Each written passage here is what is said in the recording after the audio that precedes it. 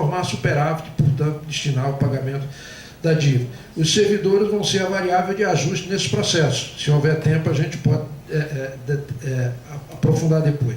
O Poder Executivo também encaminhou a emenda da reforma da Previdência, que todos nós conhecemos. Ela ataca os 3 fundamentos da Constituição do benefício: a idade que aumenta, o tempo de contribuição que aumenta e o valor do benefício que diminui. Ou seja, todas as dimensões contra o segurado, tanto no regime geral quanto no regime próprio. Aprovou uma mudança no ensino fundamental que criou as condições para que houvesse a transferência para OCIPs, organizações sociais, etc., e até mesmo para o setor privado, de atividades que hoje o Estado tem a obrigação de prestar, né?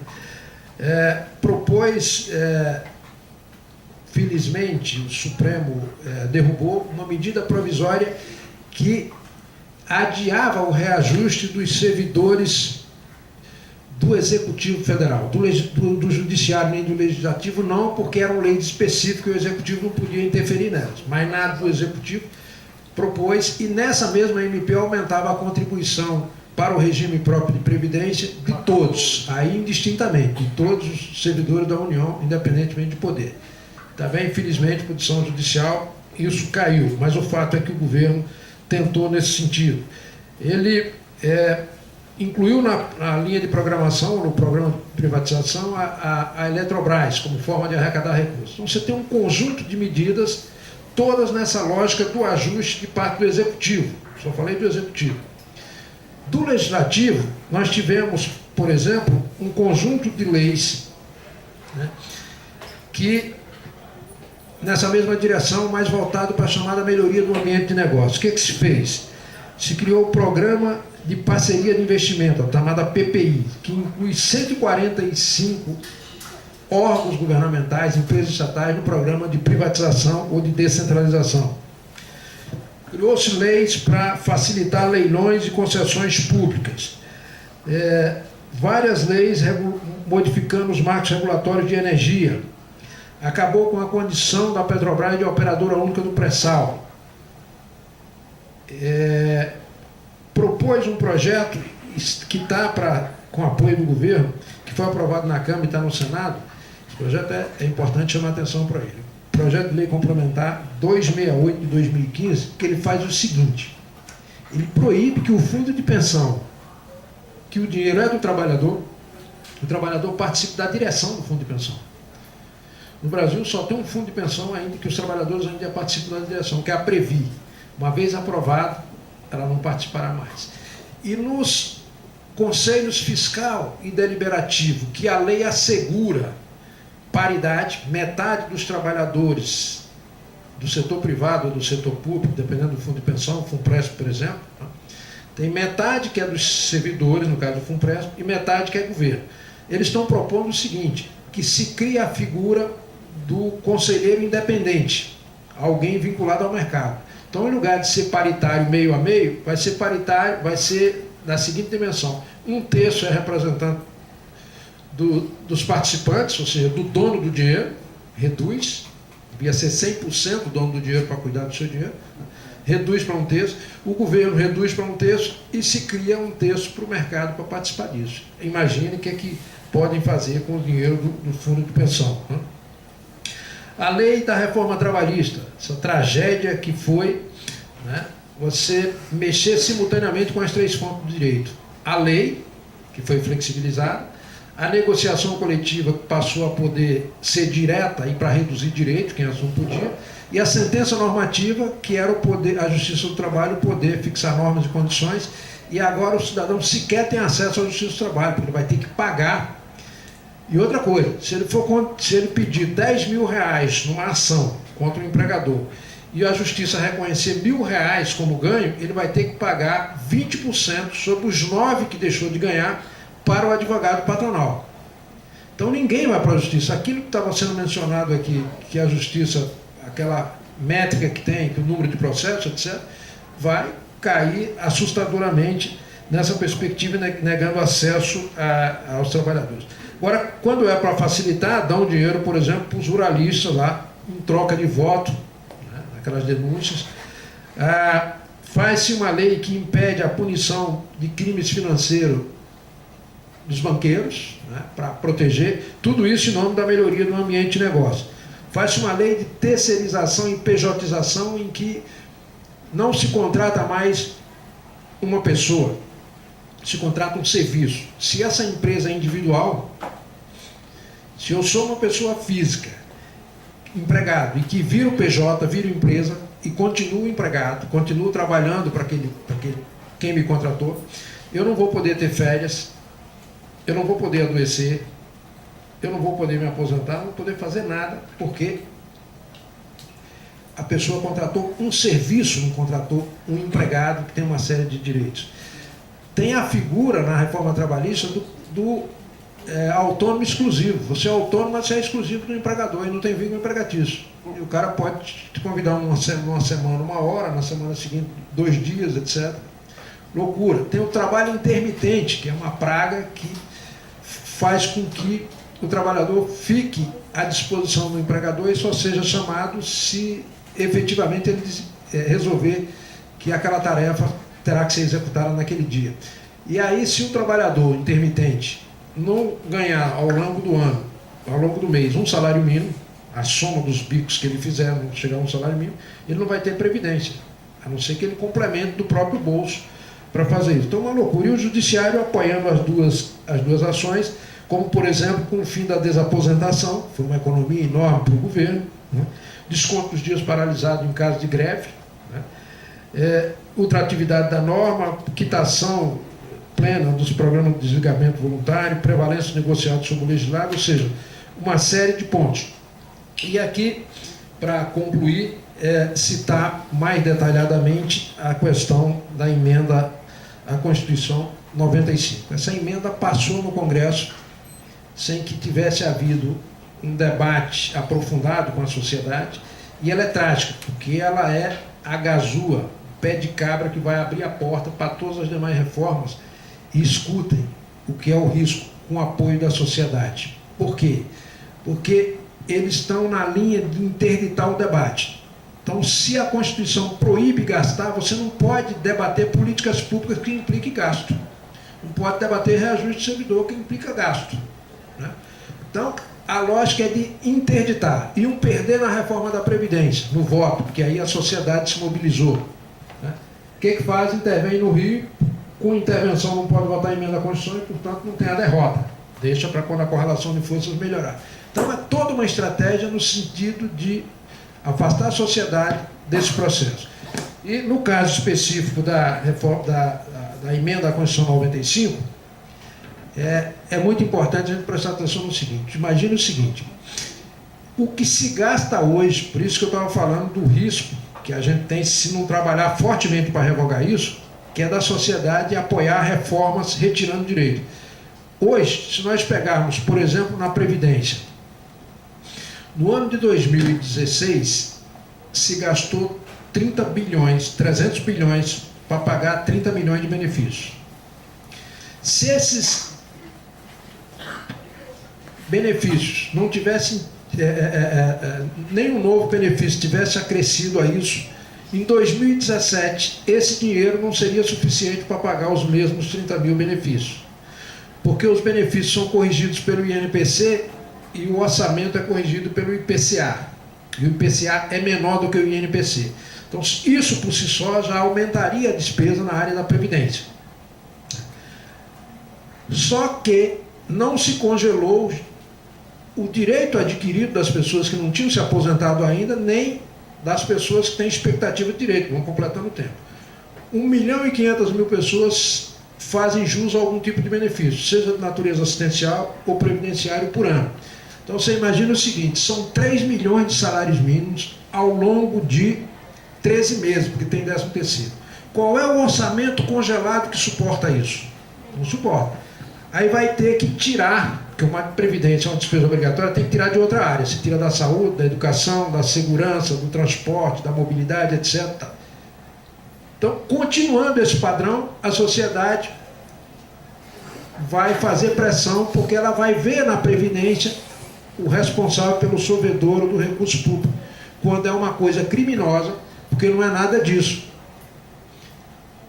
está se considerando a receita do governo, está considerando apenas exclusivamente o gasto. Essa reforma, essa emenda, ela pegou o orçamento de 2016 lá embaixo, com o PIB baixo, com desemprego, etc., com desonerações em curso, congelou e a partir dali passou a ser referência. Então, se aumentar a receita em 1 trilhão, não vai fazer a menor diferença. Não vai poder gastar. A referência é o orçamento. Então, é uma tragédia essa emenda do ponto de vista dos trabalhadores. E aí, apenas para dizer o seguinte, olha, se com essa emenda em vigor, fica impedido de promover, o Estado fica impedido de promover. Eu cheguei aqui, gente. Energia. Já acabou a pilha. Pois é, eu acabei a pilha. Estou funcionando. Bom, então, só para rapidamente concluir. Com essa emenda, uma vez atingido esse limite de gasto, né? Quer dizer, na medida que vai atingindo individualmente o gasto, por exemplo, o judiciário ultrapassou o que gastou no ano anterior mais o IPCA. Chegou a isto, ele não pode mais conceder a qualquer título vantagem, aumento, reajuste ou adequação de remuneração, etc. E uma série de vedações que a lei proíbe, realizar concurso público, tudo isso, né? Então, isso é uma tragédia. Qual é, então, a sugestão que se faz no momento desse? Em primeiro lugar, mobilizar as pessoas, conscientizá-las do que está por trás desses processos todos.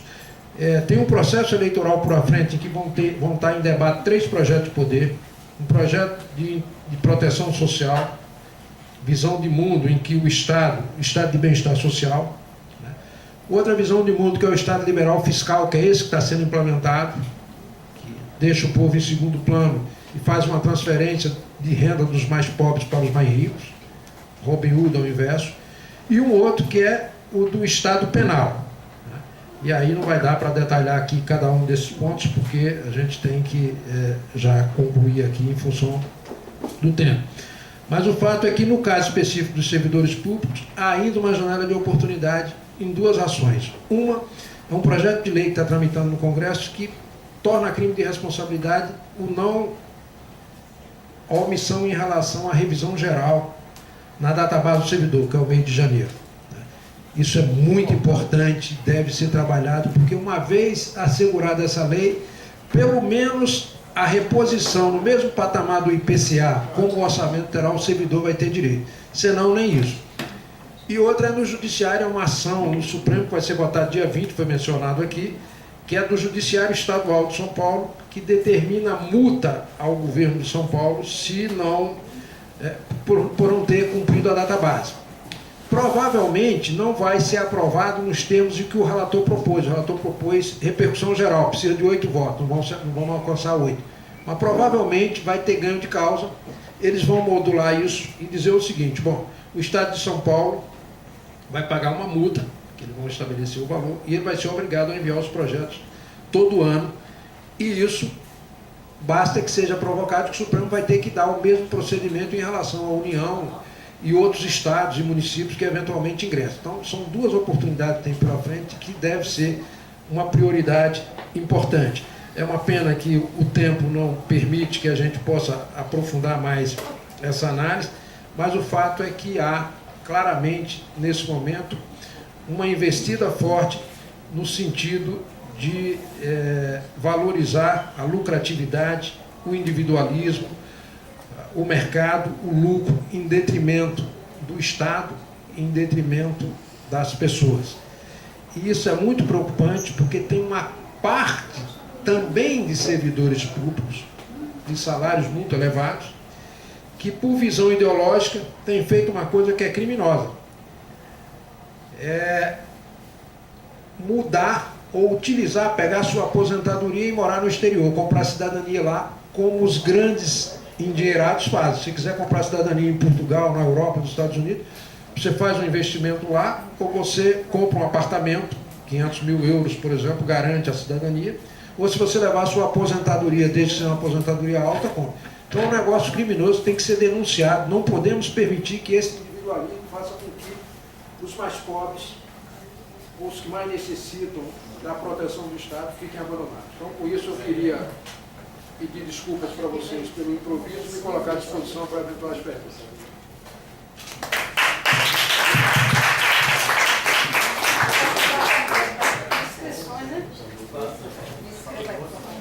Foi realmente pouco tempo, mas acho que saímos todos enriquecidos aqui com tantas informações e fica registrada a importância da gente estar aqui amanhã e convidar os colegas, né, pessoal, para participar, quando o Toninho vai poder discorrer um pouco mais sobre tudo isso. Muito obrigada, Toninho. Antes de continuarmos os trabalhos, eu queria pedir Israel para me substituir aqui na mesa e sigo acompanhando com os colegas aqui.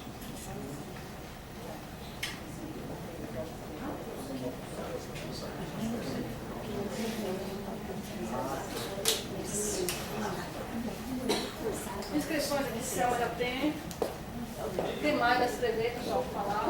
Agora vamos abrir o prazo, né, o período de inscrição. Nós já temos a colega aqui inscrita e quem mais? Quem vai escrever? Fique à vontade. Grace. Israel, agora eu não quero você. Escreva aí, Grace, por favor. Me parece que já existe uma ação, ou vários tipos de ações, entre elas uma de inconstitucionalidade no Supremo, no sentido de suspender ou atacar a emenda constitucional 95. Né? Então, eu acho que seria o caso, inclusive, da gente reforçar, criar um movimento no sentido de reforçar essas ações, até nas correntes sociais, para que a gente vote contra essa emenda. A gente utilizar os instrumentos já existentes aí à disposição da sociedade.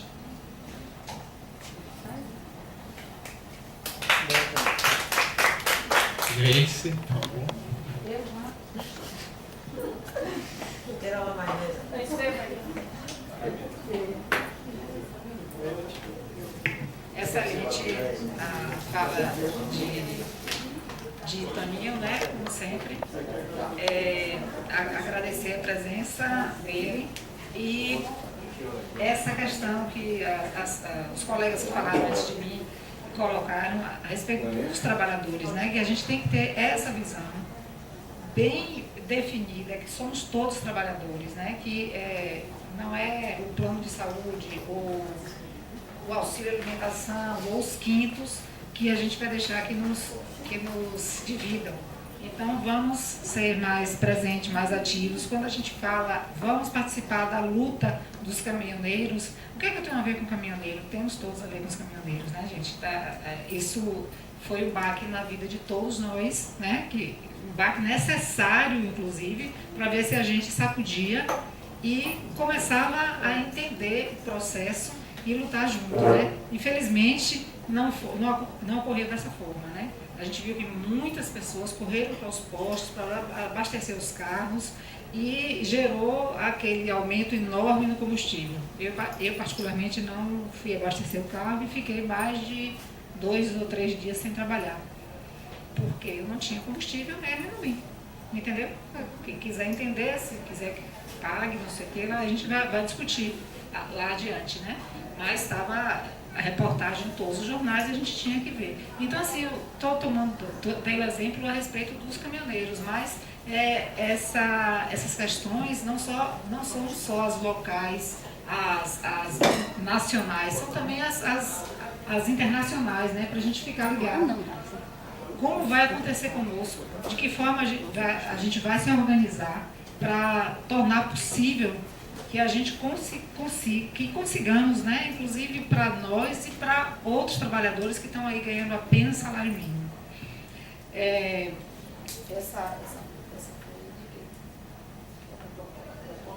Bom, eu queria aproveitar aqui e cobrar aqui do sindicato a última assembleia que a gente fez. A gente falou de um ofício para solicitar o quantitativo de trabalhadores no TRE. Estagiários, terceirizados, capital interior, servidores concursados e requisitados. É porque a gente não tem esse controle aqui, o sindicato não tem esse controle, então eu sugeri esse pedido para a gente poder saber em quantos somos, né? Porque eu acho que somos minoria já. E a gente gostaria de saber quantos somos. Aí tem um outro assunto aqui, mas depois a gente na outra fala a gente volta. Obrigada.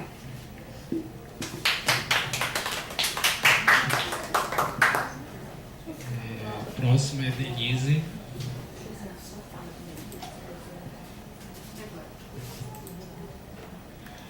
Bom, primeiro responder aqui a Grace que nós fizemos ofício e o tribunal respondeu que está no portal da transparência, embora nós tivemos reunido a comissão e visto que está no portal da transparência. Só realmente falta tempo para fazer, porque é uma análise bem minuciosa para ver todos esses quantitativos.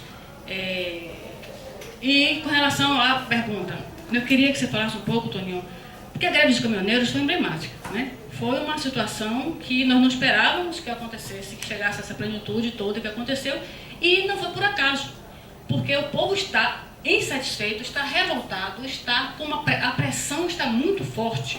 Apenas o canal aonde ela circulou, onde ela estourou, foi nessa questão dos caminhoneiros que atingiu o bloqueio, né? Aí só um parêntese, se 7 dias nós passamos pelo sufoco todo com bloqueio, imagine Cuba 50 anos com bloqueio, hein? Mas com relação à nossa vida, realmente atingiu bastante a nossa vida. E, no entanto, nós apoiamos a greve. A pesquisa saiu que 87% das pessoas apoiaram essa greve dos caminhoneiros. Isso é um sinal claro de que as pessoas se colocaram no lugar dos caminhoneiros, colocando a sua insatisfação naquela revolta. E isso é um momento da gente pegar aquilo ali e transformar, repercutir, incendiar para conseguir greve, conseguir fazer um movimento tal que a gente avançasse nessa mobilização. Os petroleiros tentaram fazer isso, mas se casa a greve de caminhoneiros com a greve de petroleiros, a gente aí ia ser um desmonte, ia ser um desbunde. Então o que a Justiça fez? Estancou aquela greve com multa de R$500 mil e depois 2 milhões, a de R$500 mil os trabalhadores ainda peitaram para insistir no movimento, e aí botou multa de R$2 milhões por dia, no mesmo dia que a AGU entrou com a liminar. Então, o judiciário legitimando essa situação, que está cumprindo o papel, quem sabe que o judiciário cumpre. Haja visto a questão do informe que eu dei aqui, que cortou no dia seguinte a obrigatoriedade de fazer CPI da dívida pública. E aí, só para informar, os petroleiros nem foi questão salarial, foi uma causa importantíssima, e só para título de informe, o Brasil tem a segunda gasolina mais cara do mundo. E Noruega, só que a Noruega cobra mais imposto do que o Brasil. Só que o sistema de lá é mais... E lá é outra coisa, então é por isso que a gente diz o seguinte, não é para reduzir imposto, é para ver a política de preço que está colocada lá. Parente caiu, mas entrou outro lá que é 6 por meia dúzia. Né? Então a questão é não reduzir imposto. Só para concluir, a pergunta que fala um pouco sobre essa questão da greve dos caminhoneiros petroleiros, e lembrar que todo esse processo que estamos vendo aí é para economizar para a dívida pública, e essa pauta também tem que estar na nossa centralidade. Próximo, Jailson.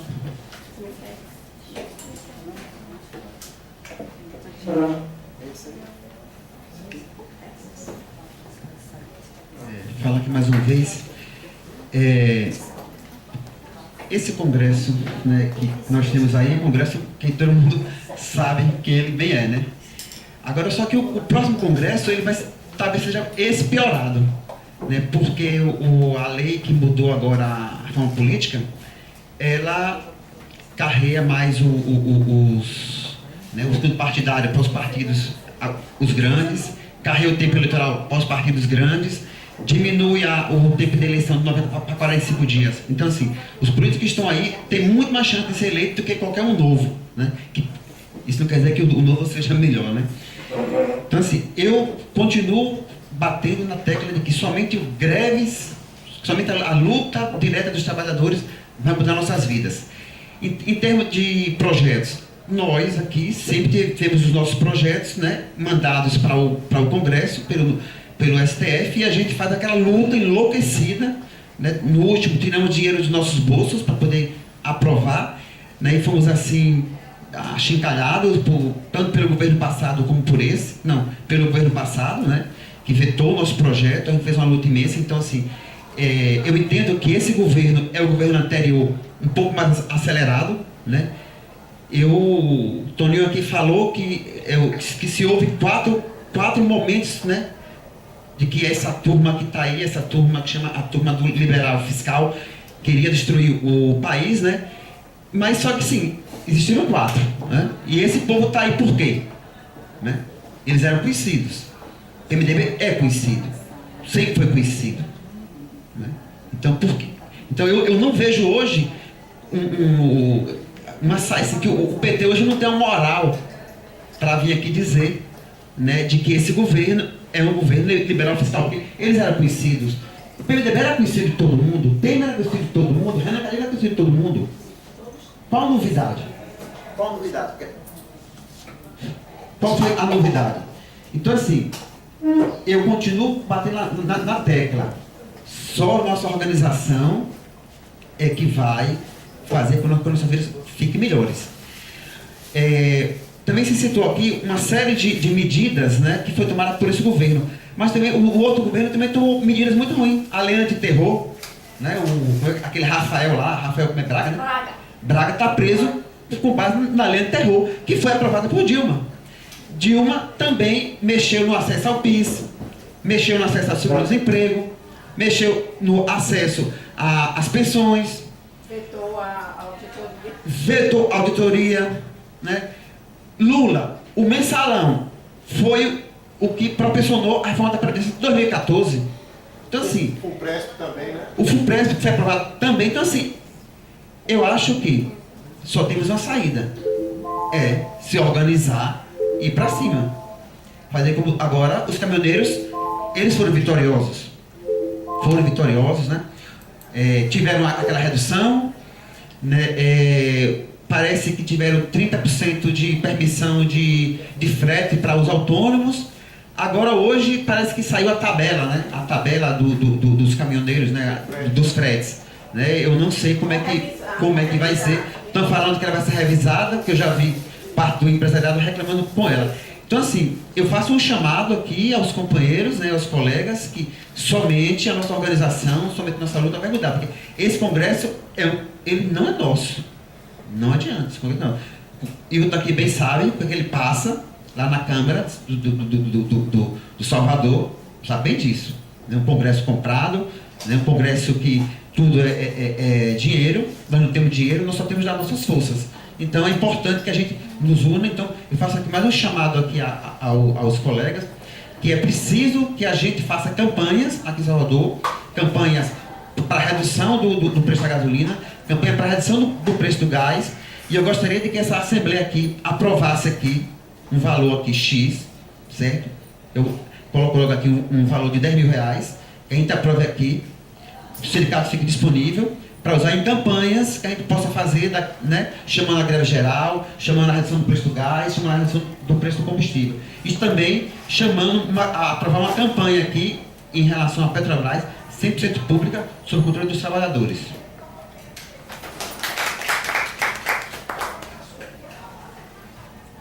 Israel, só um momentinho, é porque o pessoal está reclamando que está um pouquinho alto do outro lado, e eu só vou baixar mais um pouquinho. É aqui.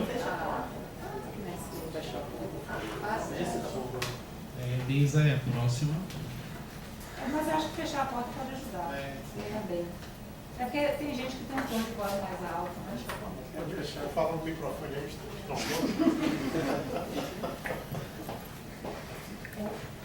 Eu queria perguntar ao palestrante qual é a perspectiva, qual é a visão que ele tem em relação aos próximos anos, diante do contexto que ele mencionou, que nós estamos vivendo, e o nível de consciência dos trabalhadores. Porque, assim, a gente viu agora essa questão dos caminhoneiros, a população apoiando, e a medida do governo foi tirar do PIS e do COFINS o valor para diminuição em 46 centavos do diesel.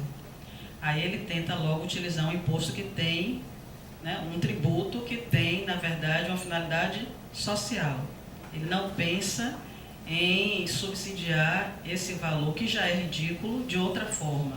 Ele não pensa em diminuir lucro de banqueiros, por exemplo, né? Ou contribuição social de lucro líquido, ou qualquer outra situação, enfim. Então, esse é o momento político do nosso país, né? Onde as pessoas, de fato, cada dia, é como o senhor falou, cada dia mais o Hood Robin, né? Ao contrário do Robin Hood. Por outro lado, enquanto trabalhadores, nós não temos consciência política refinada, porque a gente assistiu um vídeo ali de 2 minutos, onde nós comemoramos um aumento de R$30 em média, R$30, né, a mais sobre o auxílio alimentação e o auxílio creche, depois de 2 anos, isso dá 2 e pouco por cento, quando a inflação real vai muito longe disso. Então, nós estamos anos-luz atrás, né, ao inverso do que as medidas que o governo tem implementado a passos largos no país. Para citar mais um exemplo, a gente tem agora uma demanda imensa dos colegas do TRE de um plano de autogestão, quando nós estamos sabendo que nos próximos 20 anos nós temos uma dificuldade muito grande de ingresso no serviço público.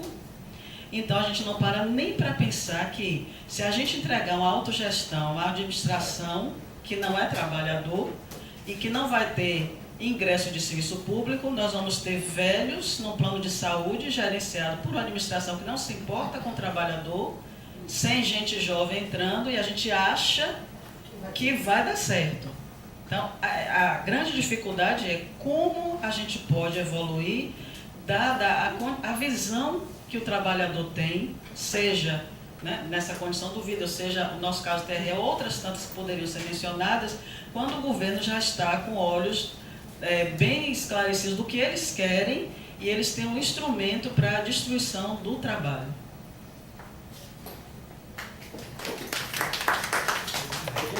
Eu pedi desculpa a vocês, mas eu tenho que sair. Eu estou de plantão no meu trabalho, eu fiz uma intervenção, eu tenho que sair, estou de plantão. Desculpa a vocês. Lisa, então, uma sua pergunta. Eu estou passando, então, a palavra a Toninho para a resposta. Pode responder todas? Foram quantas perguntas? 5, não Então, quer dizer, eu sei que eu estou inscrito, mas então é preferível deixar por último, né? Quantas perguntas eu vou pegar agora? Respondo no final todas. Porque pode surgirem mais perguntas, né? Tá. O próximo, então, Kátia. Não, é YouTube. Está na minha frente. Então, YouTube.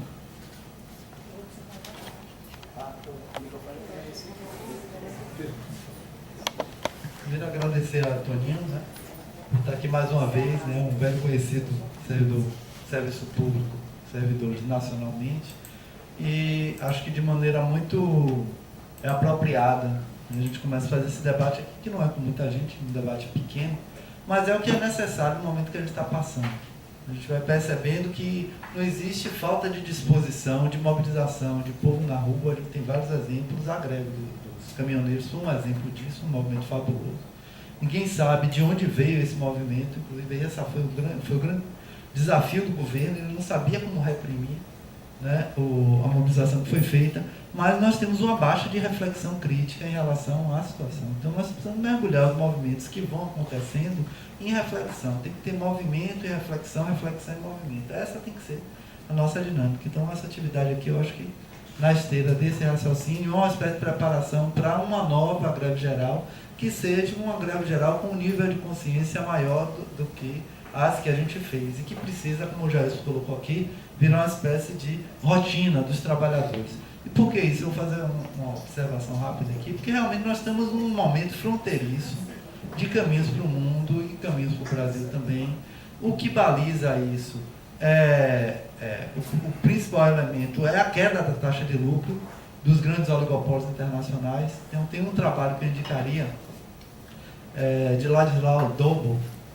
Ele é economista, enfim, pessoa extremamente preparado, foi consultor da ONU, e ele vai fazer uma análise dos relatórios que vão ser produzidos pelos principais institutos de pesquisa, que inclusive são subordinados ao financiamento do grande capital, mas eles precisam entender o que está acontecendo. A partir de 2008, a crise de 2008 gerou uma leitura sobre para onde o mundo vai, certo? É uma releitura, e principalmente em relação a essa questão do capital especulativo. Então, o que é que acontece? Existe uma queda da taxa de lucro, e os caras não estão segurando essa queda. No mundo todo as coisas vão se refazendo, e a tônica é essa que Toninho colocou aqui, né? Criar a melhoria do ambiente de negócios, né? O que está reservado para um país como o Brasil? É, por um lado, se transformar num país que só produz matéria-prima, certo? E que não controla nem a produção dessa matéria-prima. Então é por isso que a Globo sai dizendo que o agro é tech, é pop, é tudo. O que é isso? É você voltar à situação, sem nenhuma relativização, à situação colonial, né, de que você só tem produção agrícola. A outra parte que eles não falam, mas que está dentro do projeto, é que o minério também deveria ser tech, pop, isso tudo para eles. Eles não falam porque discutir minério é discutir poder. A gente viu aí a questão do petróleo, né? E tem tudo, o nióbio, né? O ouro que sai do Brasil, tudo isso, a energia, né? Então, eles não vão colocar esse sentido também, porque é muito perigoso fazer esse tipo de propaganda. Mas o que está, só para concluir, o que está reservado dentro do projeto deles é que o Brasil vire, sem qualquer relativização, esse produtor de matéria-prima, que seu povo volte a ser reescravizado. Essa que é a realidade, certo? E o serviço público passa a ser algo obsoleto. Então, eu concluo dizendo isso. O processo eleitoral, inclusive, tem que ser enxergado como mais um momento em que as leituras gerais de grandes caminhos precisam ser feitas e o povo ser chamado a fazer opções. Eu corroboro com a ideia de Jailson, por esse congresso, nenhum presidente, nem uma presidenta isoladamente vai conseguir ser um instrumento institucional para a mudança de rota, certo? Mas o processo eleitoral é importante para nós pautarmos essa situação e a perspectiva de que ou a maioria vai mudar coletivamente esses caminhos, ou não tem saída, nós vamos ser e sair, que os caras estão planejando. Kátia. Eu queria colocar para o nosso colega aqui, Toninho, e concordando com a fala de Jajá, de Hilton, só que assim, eu fico me perguntando, a gente precisa mobilização, os caminhoneiros do nada, porque eu acho que apertaram ele até o máximo que eles puderam, porque as falas que eu ouvi foram de pessoas desesperadas que não estavam recebendo dinheiro, não tinham como fazer a manutenção da família e estavam pagando para trabalhar. Então eles foram botados na parede para eles, sabe? Não foi, veio, foi, assim, parece que o brasileiro é assim, quando bota na parede que não aguenta mais, aí, vamos fazer alguma coisa. Me parece que é assim. Eu estou vendo, eu sou oficial de justiça, eu trabalho com, eu vou para banco, eu chego no correio, gente, me dá um dó. Eles agora estão colocando agora o pessoal tudo em casa, né? A maioria está trabalhando em casa. Eu digo assim, gente, o sindicato não tem força. Um sindicato sozinho não tem força mais. Não adianta eles fazerem greve, não adianta. Você vê o petroleiro que foi fazer greve forrada. Né? Nós, judiciários, a gente não consegue fazer greve. Todo mundo vai ficar contra funcionário público que ganha bastante dinheiro e não quer trabalhar. Né? Então, assim, nós não temos como parar isso aqui. Que o pessoal ainda fala, o TRE seria o momento do TRE parar, a eleição está aí. A gente sabe que o TRE não vai parar. Não vai parar. Com esse valor de funções imenso aí, quem que vai parar? Então, assim, é uma coisa que eu não sei se o nosso colega teria algum, dizer o que fazer, mas, assim, uma saída para a gente estar pensando. As centrais, aquele desbunde, eu vi, a Denise foi, eu não pude ir para o apoio lá, o pessoal petroleiro, aí tá lá, Lula livre. Aí muita gente diz, eu não fico junto com eles. Olha lá, olha lá, partido político ali. Não fica, e não fica, enquanto a gente não centrar. Somos trabalhadores e vamos juntos, né, para a gente reverter essa situação da ciência e fazer com que a população tenha consciência do que está acontecendo, que eles não vão para canto nenhum, que eles vão ser escravizados. Não vai funcionar. Central está aí. Cadê? A plenária das centrais. Aí, marca, não sei porquê, não aparece. Ou desmobiliza, como foi na véspera da aprovação da greve geral, né? Aquela da aprovação da reforma trabalhista.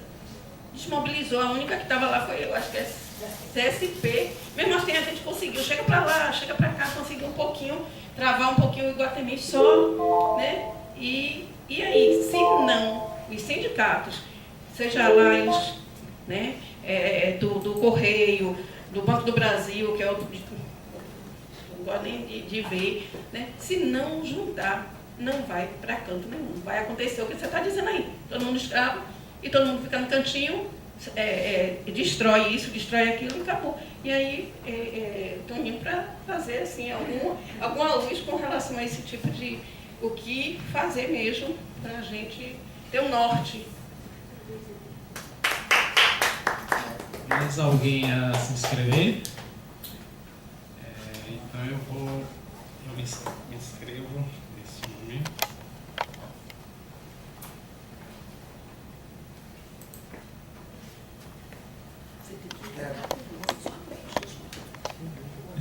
Primeiro, agradecer a palestra, né?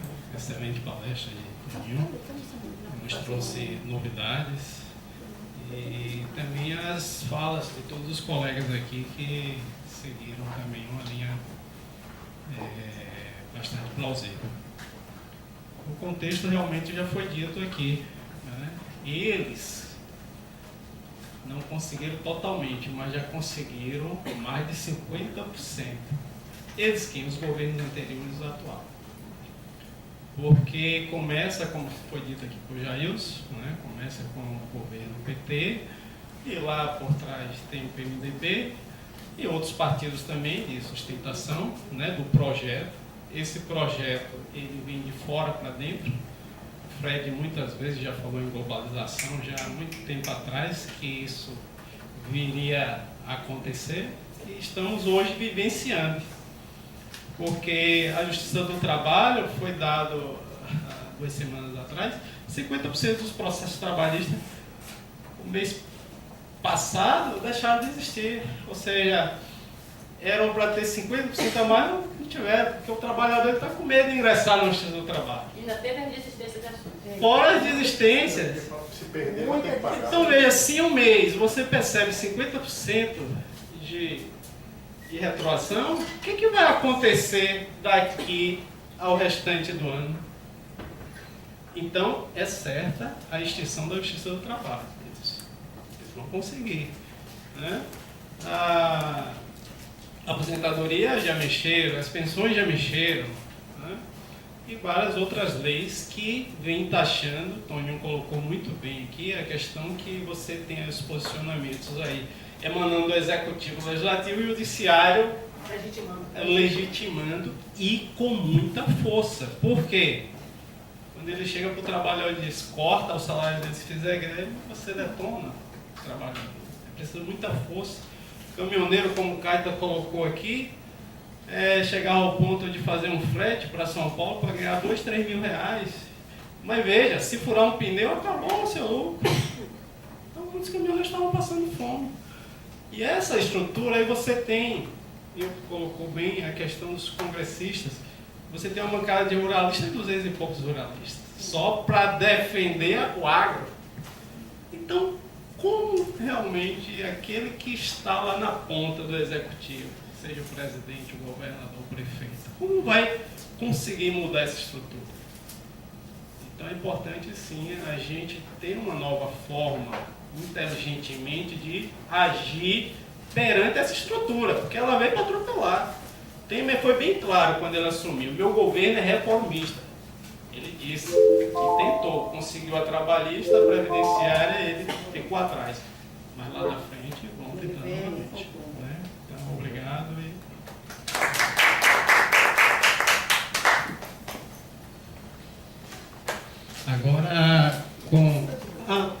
Pode sim, Fred, inscrito aqui.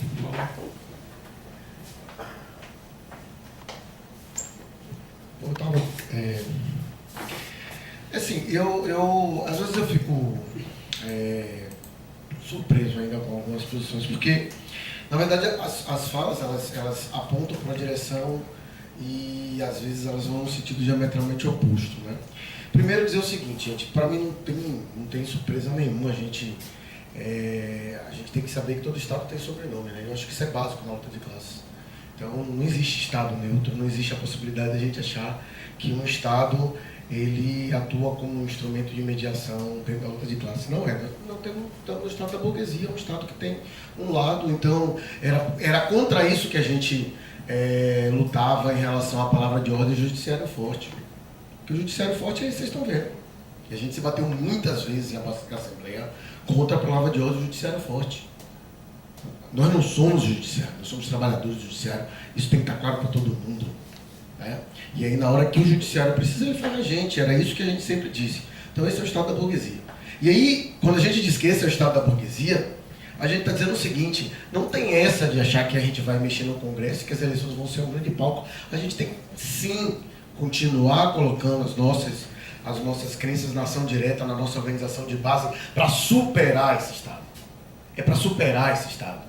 Porque, assim, chegar a esse ponto, e aí eu vou também fazer uma sugestão de livro aqui também, um livro chamado Neodesenvolvimentismo ou Neocolonialismo, o mito do Brasil imperialista, né, que é do Godeiro, que ele deixa claramente lá com essa situação que a gente está vivendo, 13 anos, né, agora 14, que a gente sofre um processo de destruição da nossa indústria, um processo de reposicionamento do Brasil dentro do mercado internacional, um processo que, na verdade, ele teve um período de crescimento que se apropriou do crescimento econômico, em que os preços da commodity eram um pouco maior do que o preço do que realmente era produzido, para ter um falso crescimento econômico que não foi às bases, que não fez uma redistribuição do PIB entre capital e trabalho, né, que relocou dentro da própria classe trabalhadora, que criou uma falsa classe média e que agora está sendo cobrado todo o preço.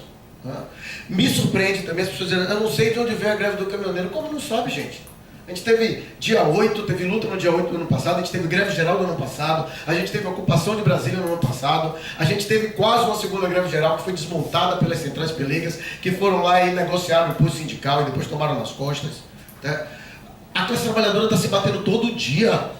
A classe trabalhadora está lutando todo dia. A gente não tem condições hoje de fazer aqui porque a gente tem um processo de mobilização crescente.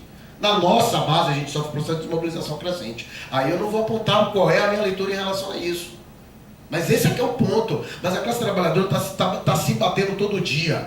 Vou dizer aqui, ó, a pauta principal do governo Temer, o que fez a burguesia colocar o governo Temer para existir, foi a reforma trabalhista e eles falharam miseravelmente. Pode ser que aprove agora, depois que as eleições burguesas legitimarem, a Previdência, desculpe, legitimarem um novo governo burguês. Porque é isso, acreditar nas eleições é acreditar nisso. E aí, agora a gente tem a possibilidade de uma nova greve geral. O que os setores da classe trabalhadora, alguns setores dirigentes da classe trabalhadora faz? Bota água e aposta nas eleições de outubro. É isso. E aí depois não sabe o que aconteceu. A classe trabalhadora está pronta para a luta, está aguardando, mas Trotsky era muito sábio. A crise da humanidade é a crise de sua direção revolucionária.